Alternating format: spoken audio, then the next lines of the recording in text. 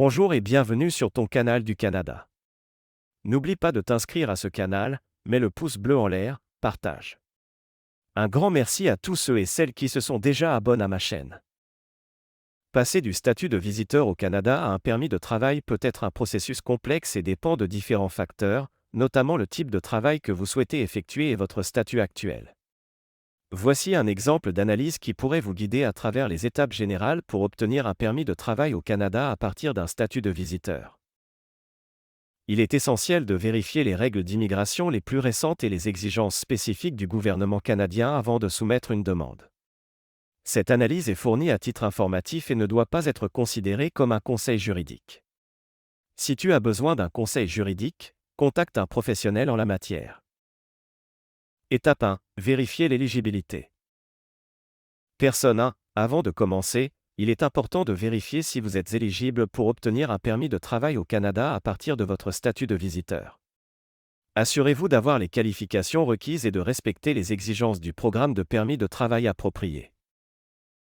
Personne 2. Oui, c'est une étape cruciale. Vous pouvez consulter le site web officiel de l'immigration au Canada, www.cic.gc.ca, pour en savoir plus sur les différentes catégories de permis de travail et les exigences spécifiques pour chacune d'elles. Étape 2. Demandez une évaluation de l'impact sur le marché du travail, EIMT.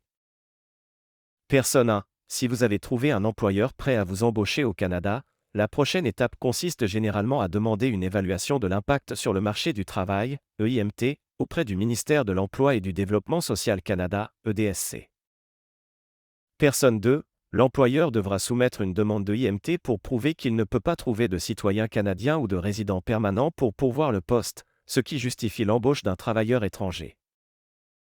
Étape 3. Présenter une demande de permis de travail. Personne 1. Une fois que l'employeur a reçu une approbation positive de l'EIMT, vous pourrez alors présenter une demande de permis de travail. Personne 2. Assurez-vous de bien préparer tous les documents requis, tels que votre offre d'emploi, l'EIMT approuvé, votre passeport valide, vos antécédents médicaux, etc. Étape 4. Étudier les délais de traitement. Personne 1. Gardez à l'esprit que les délais de traitement des demandes de permis de travail peuvent varier en fonction de votre pays de résidence et du type de permis demandé. Personne 2. Pour obtenir des informations à jour sur les délais de traitement, visitez le site web officiel de l'immigration au Canada ou contactez le bureau des visas canadiens dans votre pays. Étape 5. Respectez les conditions de votre permis de travail.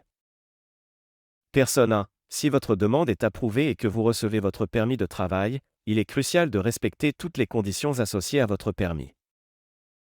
Personne 2. Assurez-vous de ne pas dépasser la durée de validité de votre permis, de travailler pour l'employeur spécifié dans la demande et de respecter toutes les autres exigences du programme de permis de travail. Étape 6. Demandez une prolongation ou un changement de permis. Personne 1. Si vous souhaitez prolonger votre séjour de travail au Canada ou changer de type de permis, par exemple, passer d'un permis de travail fermé à un permis de travail ouvert, assurez-vous de déposer une demande de prolongation ou de changement de statut avant l'expiration de votre permis actuel. Personne 2. Encore une fois, vérifiez les exigences spécifiques et assurez-vous de soumettre votre demande à temps. Étape 7. Se conformer aux règles d'immigration. Personne 1. Enfin, assurez-vous de toujours vous conformer aux règles d'immigration du Canada et de maintenir un statut légal tout au long de votre séjour. Personne 2. Si vous avez des questions ou des préoccupations concernant votre permis de travail ou votre statut d'immigration, n'hésitez pas à contacter le Bureau de l'immigration au Canada pour obtenir de l'aide.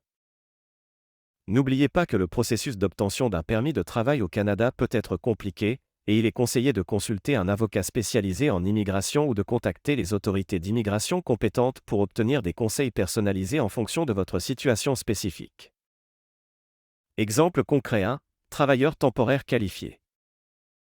Personne 1. Supposons que vous êtes un professionnel qualifié avec une expertise rare recherchée par un employeur canadien. Vous êtes actuellement au Canada en tant que visiteur et avez rencontré un employeur prêt à vous embaucher pour occuper un poste qui nécessite vos compétences spécifiques. Personne 2. Dans ce cas, l'employeur devrait entamer le processus de demande d'évaluation de l'impact sur le marché du travail, EIMT, auprès du ministère de l'Emploi et du Développement social Canada, EDSC. L'employeur doit démontrer que le poste ne peut pas être pourvu par un citoyen canadien ou un résident permanent. Personne 1. Une fois que le IMT est approuvé, vous pouvez présenter une demande de permis de travail auprès d'Immigration, Réfugiés et Citoyenneté Canada, IRCC. Vous devrez inclure les documents requis, tels que le IMT approuvé, votre offre d'emploi détaillée, votre passeport, des relevés de notes ou des diplômes pertinents, etc. Exemple concret 2. Programme Expérience Internationale, PEI. Personne 1. Imaginez que vous êtes un jeune professionnel étranger qui a récemment terminé vos études à l'étranger. Vous êtes actuellement au Canada en tant qu'étudiant ou visiteur et souhaitez acquérir une expérience de travail au pays. Personne 2. Dans ce cas, vous pourriez être admissible au programme Expérience Internationale, PEI, qui comprend le programme Vacances-Travail, PVT, le stage Coupe International et le jeune professionnel. Personne 1. Pour le programme Vacances-Travail, PVT, par exemple, vous pourrez travailler pour différents employeurs au Canada pendant une période déterminée tout en voyageant. Vous pouvez présenter une demande en ligne et, si approuvée, obtenir un permis de travail ouvert. Personne 2. Pour le stage Coupe International, si vous êtes un étudiant actuel inscrit dans un établissement d'enseignement étranger, vous pouvez obtenir un permis de travail pour effectuer un stage lié à vos études canadiennes. Personne 1. Le programme Jeunes Professionnels est destiné aux jeunes professionnels étrangers qui ont une offre d'emploi dans leur domaine d'expertise au Canada. Vous pouvez obtenir un permis de travail fermé pour acquérir une expérience de travail spécifique liée à votre carrière. Personne 2. Pour tous ces programmes, assurez-vous de vérifier les exigences spécifiques, les dates limites et les quotas disponibles, car ils peuvent varier d'une année à l'autre. Merci d'avoir regardé cette vidéo jusqu'à la fin, abonne-toi puis passe à l'action. C'est important. En conclusion, gardez à l'esprit que chaque cas est unique, et les exemples ci-dessus ne couvrent pas toutes les situations possibles. Les lois et politiques d'immigration peuvent changer avec le temps, il est donc essentiel de toujours vérifier les informations les plus récentes sur les sites officiels du gouvernement canadien. Si vous avez des questions spécifiques sur votre situation, il est recommandé de consulter un avocat en immigration ou de contacter les autorités d'immigration compétentes au Canada.